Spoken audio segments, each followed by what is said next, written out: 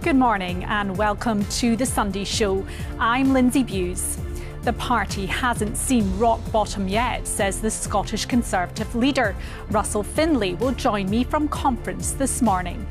And as house building in Scotland stalls, does the government have a plan? I'll ask Shona Robeson, the Finance Secretary.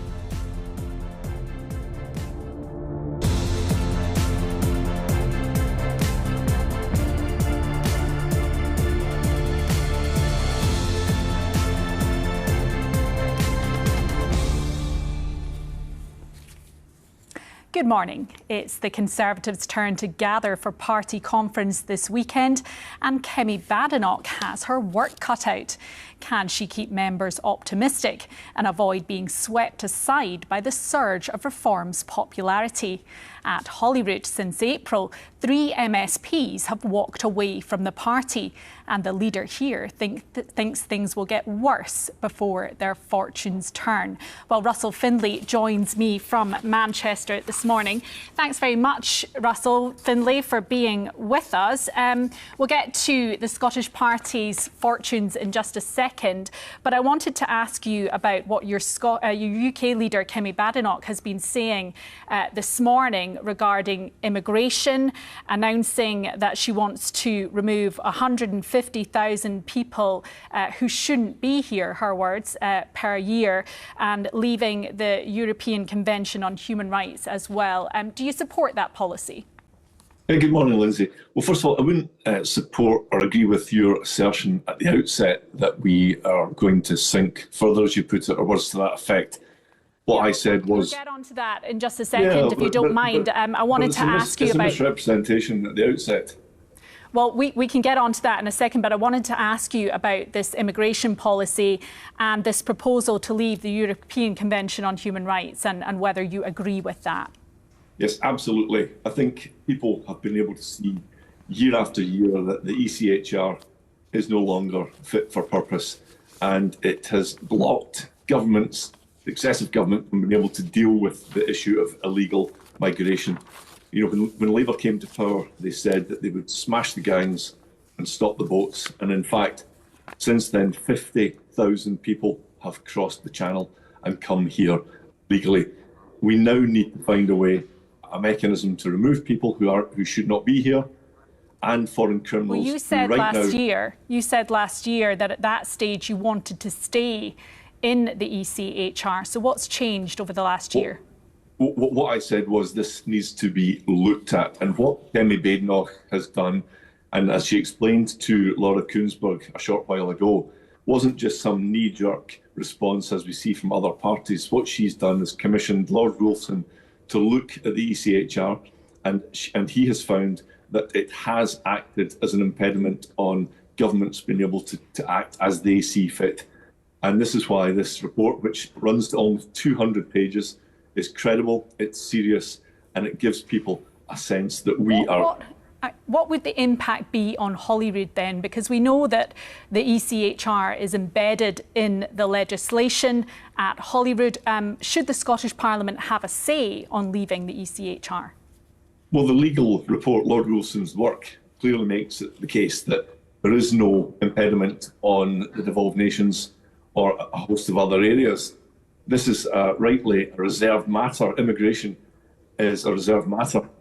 One of the fundamental things every country needs to do is secure its own borders, and right now our country is unable to do so. So you don't see any complexities then in terms of unpicking the ECHR from the devolution settlement and how that would work? There will be a lot of work to be done generally once this goes through, but it's a credible and detailed plan. This is not just some back of a fag packet thing that we see from other parties. I think, though, your opponents would accuse you here of trying to go down the same route as Nigel Farage and Reform UK. You know, they announced that they want to take the UK out of the ECHR, and the next thing we know, your UK leader is proposing the same policy. Aren't you just copying the policies of Reform UK when it comes to immigration? Well, what Reform UK have done is just announced it without any sense of how it can be achieved. They've not done the hard work that Kemi has done and our party has done, which is to set out exactly how it would You work. haven't explained either how you would address the complexities around the Scottish Parliament, the complexities around the Good Friday Agreement affecting Northern Ireland. You haven't set that out either. Lord Wolfson's report deals with that in great detail. Well, Russell Findlay, want to move on to talking about the Scottish Party now and your fortunes. You had been quoted in the Daily Mail newspaper as saying that the party will go backwards before going forwards. You could be a decade out of power. Does that not contrast somewhat from what you were saying a few months ago when you talked about not being prepared to accept doom and gloom? I mean, just how bad do you think things are going to get for your party in Scotland? No, absolutely. And what the point I was making wasn't that I accept that things are going to get worse before they get better. What I was saying was we can see what the polls show. When we went into the 2021 Holyrood election as the second largest party, all the polls, all the pundits said that we would be knocked into third place. And that didn't happen because we fought hard. We fought hard for every single vote. We set out what we stand for, from protecting the union, and in this election, putting the economy front and centre. Because under the SNP, over almost 18 years, or more than 18 years in power, everything has got worse. Scots are paying more tax, government waste is absolutely scandalous, and people are seeing their public services in decline. But you have lost 3 MSPs in the last few months. You know, when you look at what they're saying, Jamie Green, that you have become Trump-esque in both style and substance. Jeremy Balfour, you've fallen into the trap of reactionary politics. Graham Simpson is saying that Reform are offering something better. You're in real trouble here, aren't you? So you've got one who's gone for Lib Dems and one who's gone to Reform, and apparently we're shifting in the wrong direction. It's inconsistent. Well, you don't seem to be shifting in any direction. No, what we are doing is setting out exactly what we stand for. We need to put the economy front and centre. We need to address the scandal of what the SNP have done to Scotland's education system. There's a report this morning showing that 30% of school pupils are persistently absent. Next week we've got a vote on the Get Right to Recovery Bill. This is our legislation to deal with the national tragedy of drugs deaths, which are the worst in Europe for 7 straight years. But these messages on what you think needs to be addressed don't seem to be cutting through, do they, when you look at what the polling is showing us right now? And, you know, you have said you're going to go backwards before you go forwards. Now, we've spoken to people in your own party who are baffled that that would be your messaging on the eve of conference. You know, are you being too negative? Is that actually going to do your party any favours? Absolutely not. I'm an optimist. We are fighting for every vote. I'm not going to pretend, though, that these are easy times. When I took over the party 12 months ago, I did so on the basis that we needed to change, and that is what we're doing. That is what Kemi's doing at the UK level. We're being honest with people, and what we're doing in Scotland is putting the focus onto a rotten, failing SNP government that has let the people of Scotland down, and we desperately need to get them out of power. Well, one of the criticisms coming from those in your own party, though, is that you're not putting forward your own positive vision that they are looking for what you would actually do instead. So who's saying this? This is coming from MSPs, from MPs, from members in your own party.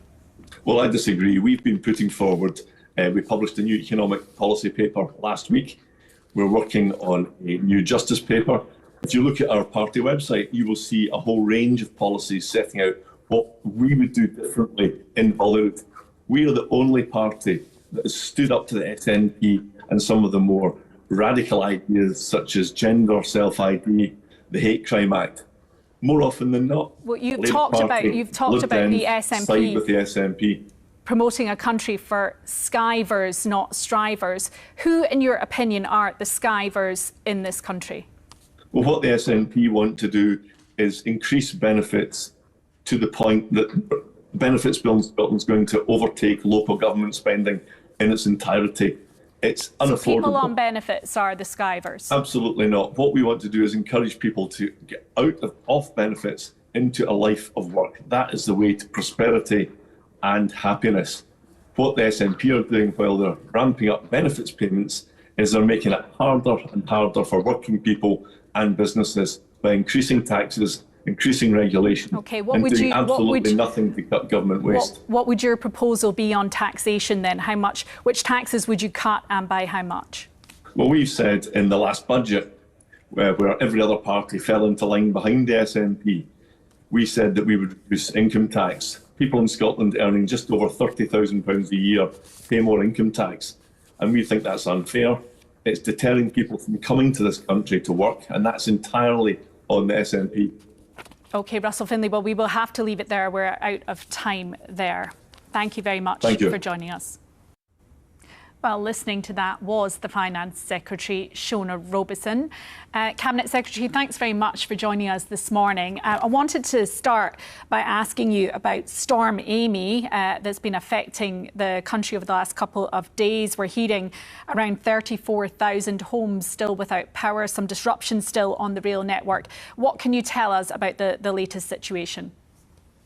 Well, good morning, Lindsay. Thanks for having me on. So, yeah, there has been a lot of disruption. Strong winds will continue into the first part of today. As of 7 o'clock this morning, there were just shy of 28,000 customers, SSEN customers, off supply. That is down overnight. And of course, they have restored power to over 60,000 customers since the start of the storm. So, a big thank you to all the efforts that are going on in what is a very challenging situation. And I know they're working very hard to restore power to the remainder of those who are still off grid. Yeah, OK. I wanted to ask you as well about your reaction to those policies on immigration. We're hearing from the Conservatives this morning around removing 150,000 people a year, leaving the Convention, European Convention on Human Rights, and those policies backed by the Scottish Conservative leader, Russell Findlay. And what's your reaction to that? Well, Russell Findlay is a desperate leader, leading a desperate party that is trying to be more and more desperate in the messages they're putting out to try and get any attention. And of course, what they're trying to do is to out-reform reform, and yet they can't do that. They're on territory which is just a downward slide for them, with the public, increasingly turning their backs on their rhetoric. And the ECHR issue, as you pointed out, has major implications for the Scottish Parliament, where much of our legislation, of course, incorporates the European Convention of Human Rights. So, I think this is just desperate stuff, and it will continue. It will mean that the Scottish Conservatives continue to slide in the polls. Well, Russell Findlay is pointing out that they have done detailed work around these proposals and that they have thought about the complexities surrounding leaving the ECHR, that work is there, that detail is in place. Well, I doubt that very much, given that the other issues, policies that they've provided have, essentially been done on the back of a fag packet, to be honest. And, the Russell Findlay and the Tories, all they have is really talking Scotland down. They do it all the time. And yet again, for the 10th year running, if you look at the economy in Scotland, we see, Scotland being the only part to attract foreign direct investment outside London for the 10th year running, the highest level of foreign direct investment into Scotland. Scotland's economy is doing very well, but the Scottish Tories continue to talk it down. And of course, he was the man who backed Liz Truss's budget, of course, which has been devastating for household incomes. Well, just to move on then, because the Tories have attacked your record in government across a number of areas. One of the areas we wanted to talk to you about this morning is housing. We had hoped to speak to your colleague, the Housing Secretary. That's not been possible. So thank you for joining us to discuss this. We've just had the housing bill pass at Holyrood, some reforms to tenants' rights, proposals brought in to create rent control zones in some parts of the country, and measures to tackle homelessness as well. But your critics have pointed out that this legislation does not build one single new home. You are committed to a target of 110,000 homes by 2032. How realistic is that? Well, it is realistic, and if you look at what we've already delivered, we've delivered 140,000 affordable homes since 2007. 100,000 of those are for social rent. So we have a track record, and that outstrips way beyond anything delivered anywhere else in these islands by any other government. So we have a track record of delivery of affordable homes. And of course, Mary McCallan, the Housing Secretary, announced up to £4.9 billion investment over the next few years in order to keep that momentum going. Now, that is against the background, of course, Lindsay, where housing costs have increased, and construction costs, supply chains, the interest rates that are now making borrowing far more expensive than it was. We've just been hearing from the sector that they don't think that money is nearly enough. It's not going to provide the housing that Scotland needs. They were talking about over £8 billion of investment needed. Well, that up to 4.9 billion, of course, will stimulate investment elsewhere. So, of course, the Register of Social Landlords and councils also borrow, and we will have mid-market rent. And the important change to the housing bill on rent controls will incentivise and encourage those builders to come in and build mid-market rent, all of which counts towards the affordable housing target. So, this will give certainty to the sector, and of course the sector tells us all the time that one of the most important things is that line of sight of capital investment, because it gives them confidence to be able to build homes, to plan them, and to lever in additional investment. And of course, the issues around planning are also something that Mary McCallan is looking at, to make sure that where there are stalled sites, that we can break that's through affordable housing. What do you think needs to be done to encourage more investment into social housing? Well, of course, that social housing is a key part of affordable housing, and 100,000 out of the 140,000 built so far have been for social rent. And that line of sight of investment will encourage registered social landlords and local authorities to plan their investment using that money, but also leveraging in additional money on top of that to be able to plan over a number of years the investment that will help us to get to that target. And of course, the target is a 2032 target, so it goes beyond the £4.9 billion. So there will be additional funding on top of that for that remaining part of the programme.